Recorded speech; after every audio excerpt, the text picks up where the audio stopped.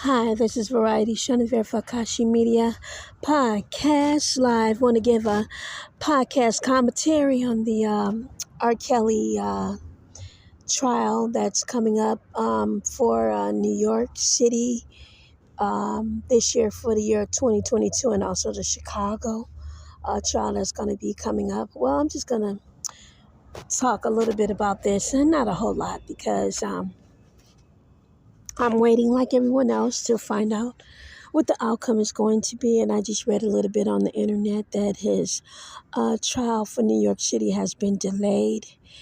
And also the attorney feels that the jury was influenced by the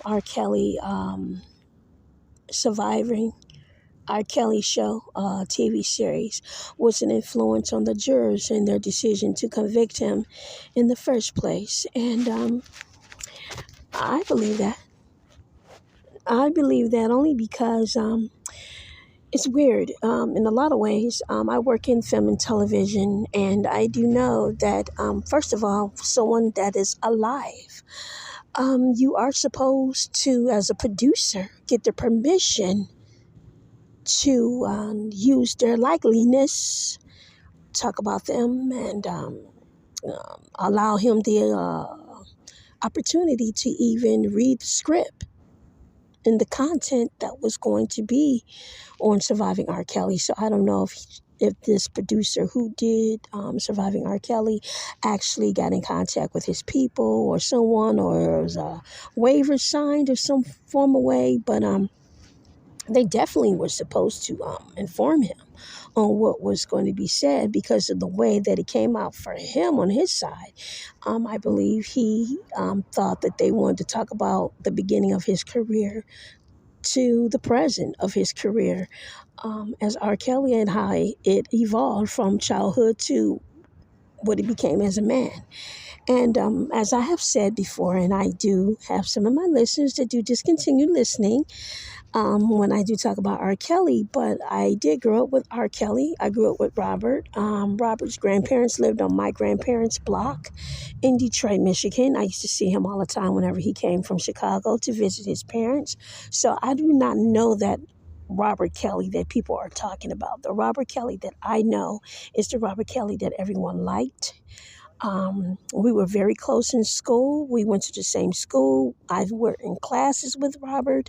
I am the person that Robert sat across from the desk. I was that student who never made fun of him in class when he had dyslexia or problems.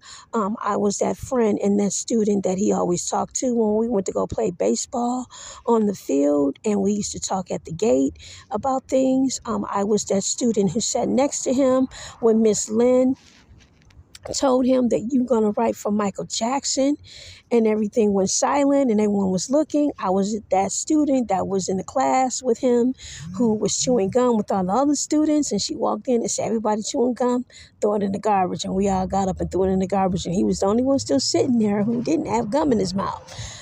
So I was that student who sat next to him when we used to do the music scales of fa la la la la la la la, that's a and things like that. And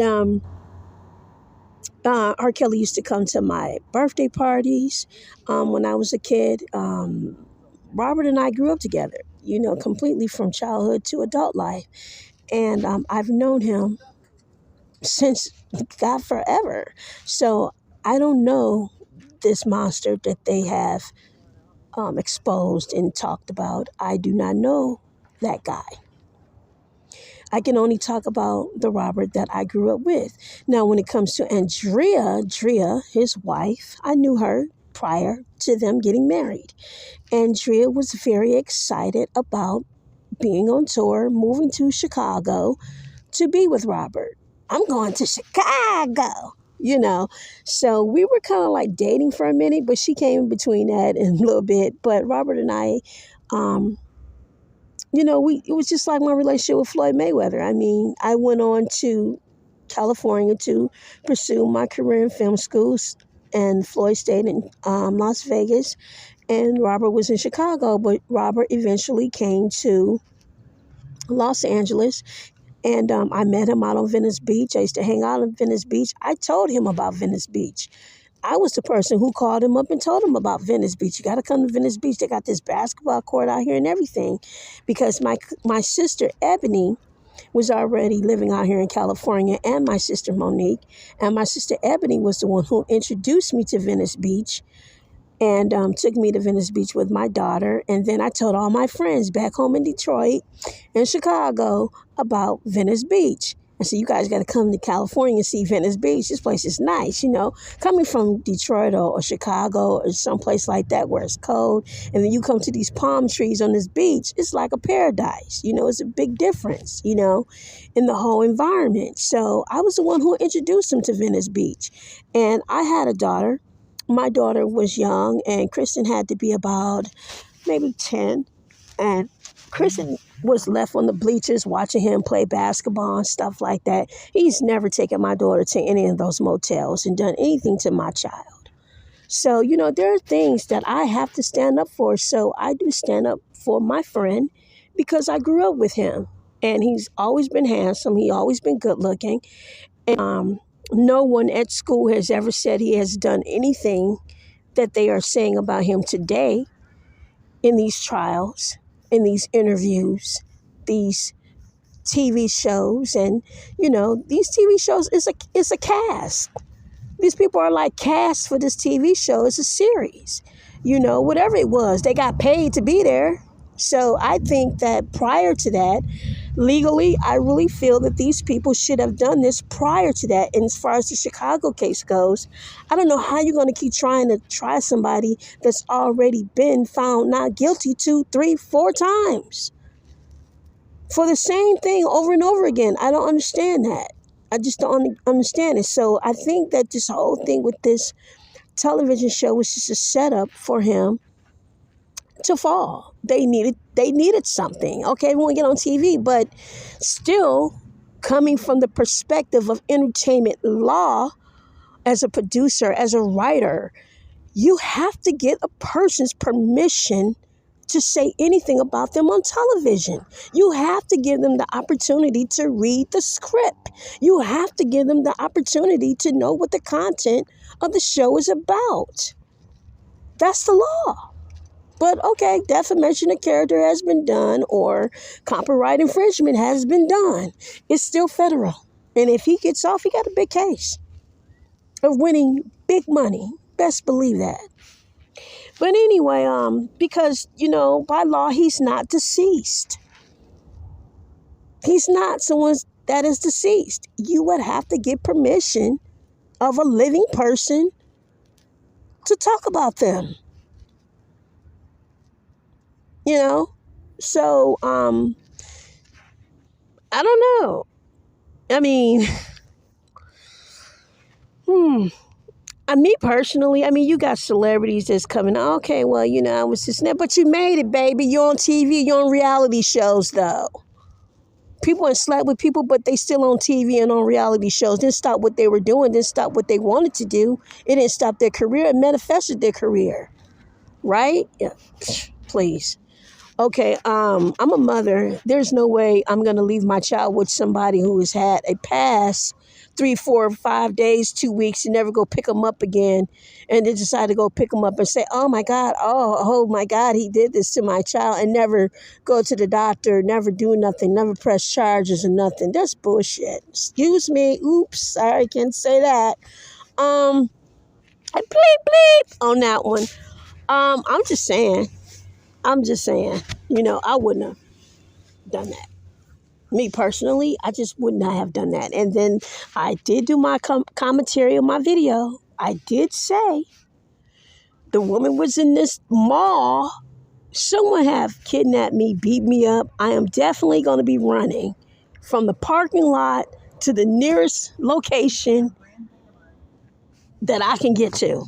I am not going to be shopping for Gucci shoes and Fendi shoes and all that. But it's all good. It's all good. It all works out. That's okay. That's just my own opinion. I am a fan. However, And I do not support rape or anything like that. I'm saying is that it's just because I have worked in entertainment. There's no way you can just get on. I mean, it was wrong. Get on television and not show him the script of the content of what was being going to be said about him in his personal life. He had a right to object that. He had a right to object that. He had a right not to be interrogated by Gayle King. He had a right. He was not sitting there with all these women. All these people were separated in a different room from him. They were not sitting there like they were the jury with him in the present saying all of this. See, if they had did it in his face instead of behind his back, it would be different. But they didn't do that. What they did was conniving. And I don't think that the producer had a right to do what she did, because she had to get money for this show. She had to get money to air this show. She had to get money to market the show. And she had to get money to pay the cast of the participants of this show. Gayle King did not get on this show for free. I guarantee you that. So there was money made. You see the difference? These people were paid to be there. It's different when you're paid to be someplace. How do we know you're not paid to say all of this? You know, this is how I'm looking at it. You know, now if it had been done without the show being aired, what would have been the result? The same result as it was in Chicago. Not guilty. This show had a big impact on the jury globally. And then you still have the world that we live in. You still have countries of men who love women. You still have countries of men who can have more than one wife. You still have countries of men who are heterosexuals. You still have countries of men who will say, we love pussy, so I'm not getting married. I don't want to get married. I don't want to be married. It's on you. It's your body to get pregnant, have the baby, do what you want to do. It's my decision to not help you have a baby because a man can get a vasectomy. However, it is up to them to also say refrain as well if they want to. But you know, there are women out there who say this body is this and that, woo woo, I look like this and that, who's going to turn me down, this and that, woo woo, woo woo, woo woo. It happens. Who wants a broke ass man? And women know that if a man is good in bed, your ass is going to let him come back again. A lot of women do. Women like good dick.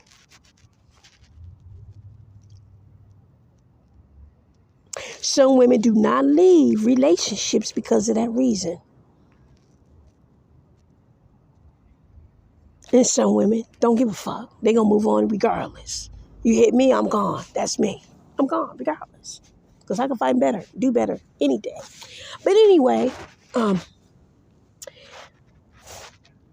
we still live in that world that religion says that a man can have more than one wife if he wants to.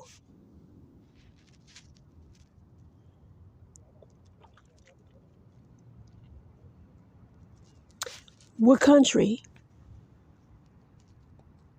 have you heard yet that's going to put a man who can have any woman he wants because he has money in jail? They gonna hold up to this. It's a man law, basically.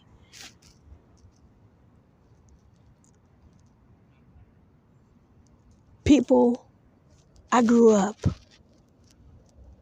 a supreme child. I've been around entertainers. My mother was Florence Ballard of the Supremes. I grew up around women and men who had the same relationships and shared their relationships openly.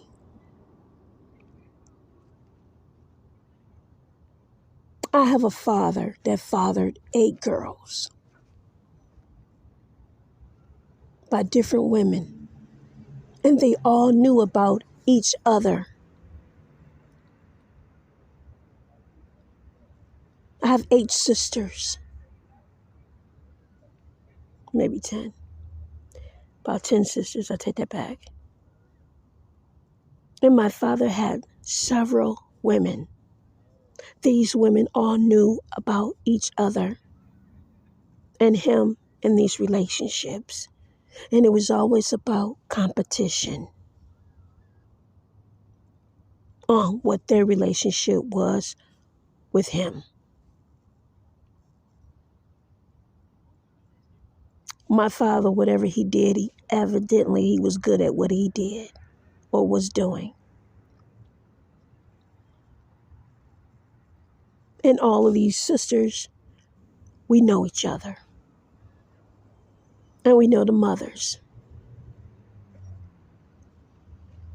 So, I live this type of scenario. So I'm not supporting Robert Kelly just because he's my best friend and I grew up with him.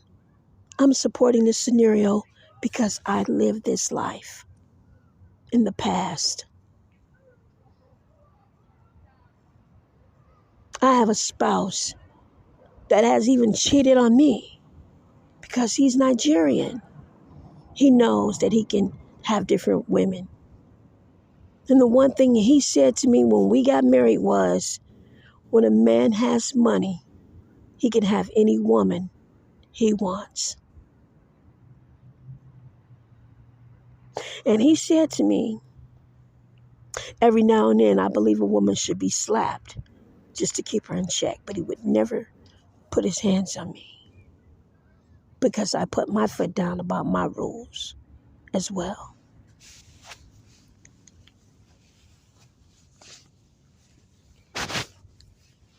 But some men think like that. But his relationships, my spouse, that he had in the past, they still wanted to be on top. They wanted to be successful. He had the money.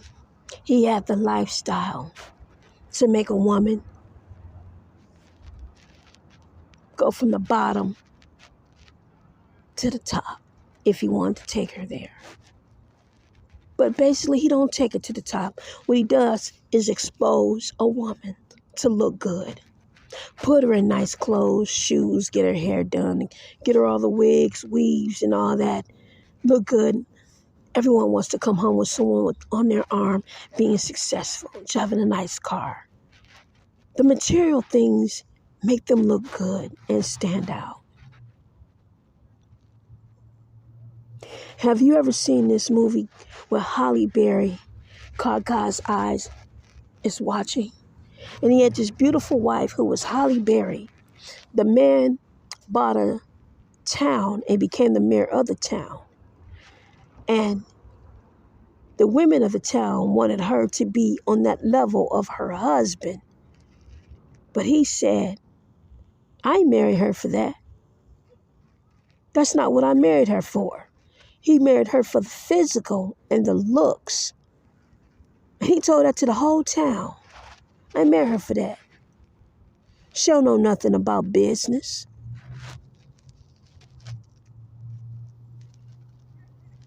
Some people are just for show, even on that level. But I'm not, because I go to school all the time. And I always make sure that I stay at that level of knowledge.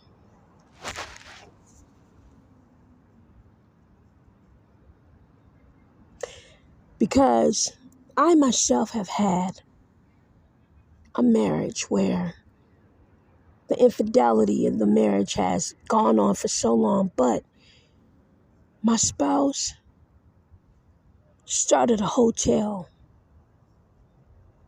on our anniversary. He opened it up for us on our anniversary day of marriage. Not on the day that she claimed they supposed to have been together, but on the day that we married. He opened up a hotel. That was my gift from him, a hotel. Now, don't get me wrong. There are relationships with women that say, I'm here. He's with me because I'm here in the physical. She's not with him. I'm on paper, baby, and I'm the first wife. I'm still there. And there's no way no one's going to divorce me with community property, owning hotels and 50 blocks of real estate or more, and other property globally in other countries. We're not doing defaults. I didn't have a prenuptial agreement when I got married. So, but anyway, people want to have relationships and say, okay, get a baby. Okay, so she got the baby, but I told him that baby looked like your daddy. So maybe she needed to go, maybe she went through the father to get to the son. Because that's how it looks to me. Because that baby looked just like his father. Hairline and everything. And hairline that child has is straight DNA. My spouse didn't have a hairline like that.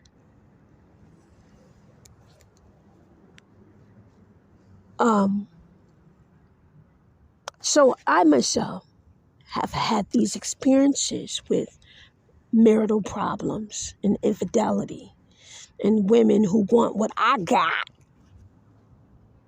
My man, my lifestyle, my money, my house, my mansion, you name it. You know, they want to be takers. But the one thing that my spouse did when he went public with this hotel that he started and gifted for us on our anniversary day, because she's been around a long time. The extramarital affair has been around a long time. And he said in the newspaper that I love my wife and children.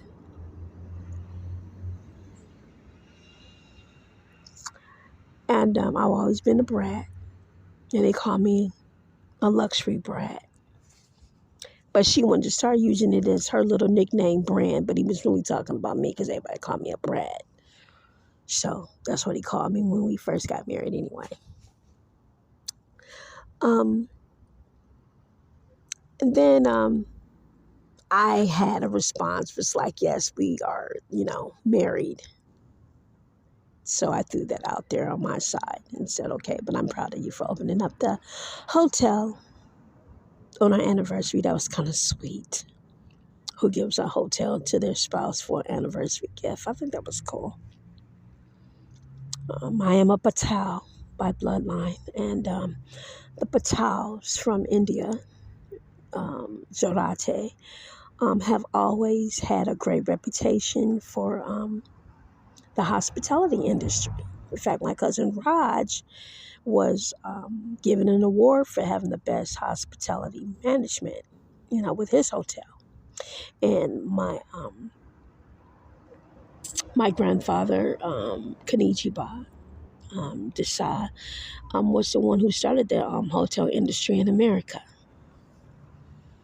So, we've always had a great reputation for doing business anyway in India and also in America. And the Patels have always owned, now we own like 90% of hotel industry in America at this time. I remember when we started things out in the 70s. And I remember when I had my first hotel gifted to me from Kaniji Bar when I was about 11 years old. It was the Holiday Inn in San Diego, California, near SeaWorld. Is a landmark now. They were supposed to be, I mean, not the Holiday Inn, the Howard Johnsons. And the Holiday Inn was supposed to buy them out um, and everything. So we were given some gifts when we went on hard times and everything. So yeah, it was that type of thing. But so I was familiar about this industry, even though my spouse with this other woman was, trying to be on top and do all this without me at first. But it made her feel like she was on top and things like that. But my family already had this in a can years ago. So that's just something that I've been through that I'm sharing with the world, um, because women do that. They want to come in your home, come in your life, make a baby, get in, um, you know, tell everybody he's with me and this and that. But on paper, he's still my husband.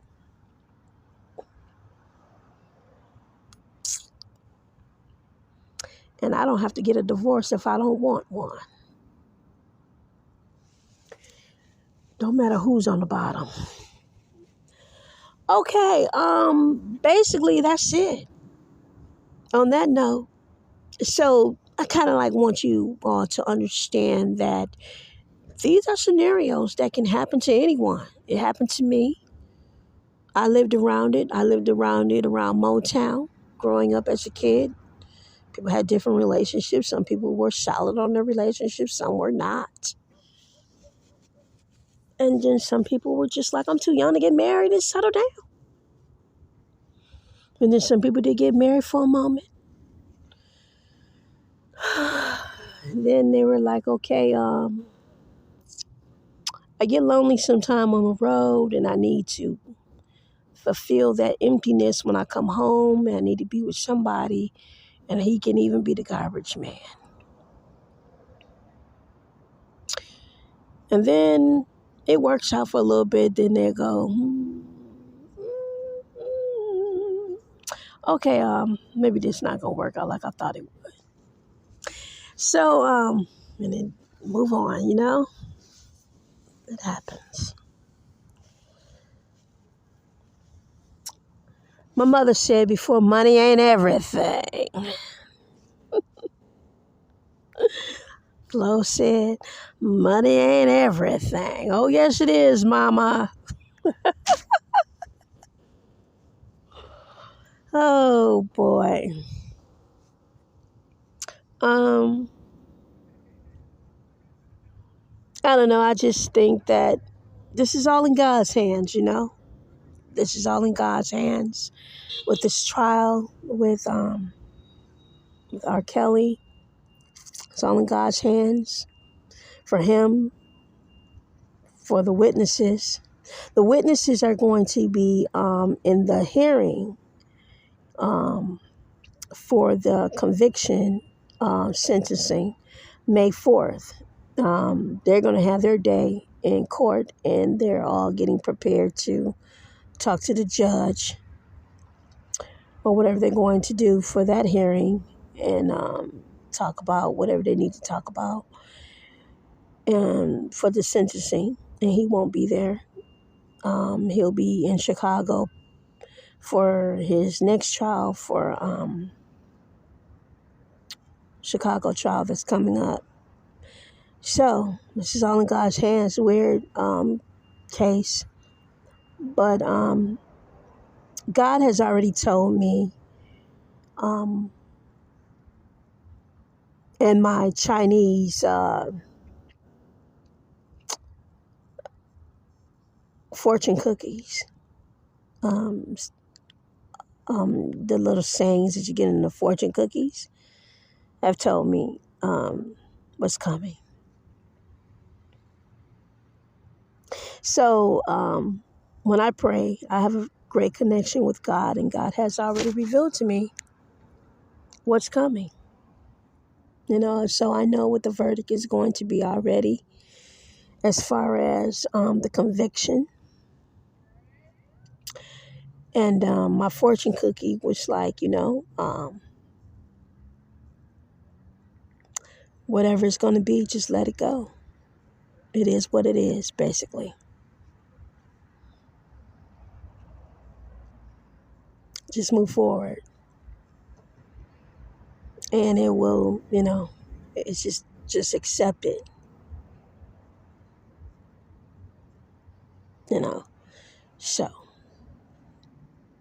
So all right. Gotta accept it. So that was confirmation from what the Lord had told me from my fortune cookie. I'm letting it go. It's in God's hands. And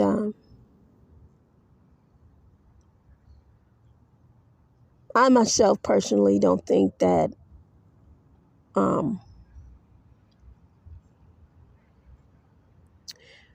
waiting years later to say something is something that a person should do. I just don't agree with that. And then you have witnesses that say that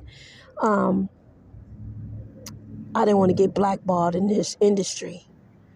My life would have been more important than this industry, because I just feel like if you got what it takes and God has given you talent, it's going to happen for you. Regardless, nobody's going to get in your way. No one is going to get in your way if it's meant for you. No one is going to get in your way. Robert is a victim as well. He was molested too as a child. But he didn't let that stop him. And I think sometimes when a person has been abused and their abusers see them move on and move forward and they don't need them, they don't come back to them, they don't call them, they don't see them, they don't need no help from them, they don't need the freeload from them, they don't need money from them, they get offended. People sometimes get offended when you don't need them. And I really do respect him for being a man who overcame that. I respect him for overcoming living in the projects and making a life for himself. I do respect him for that. I do respect him for being a grown man who could take care of himself, who didn't need the freeload, who can buy his own home and make a career for himself and take care of himself. He didn't even have his mother anymore. So he had no choice but to stand up and be a man. So I respect him for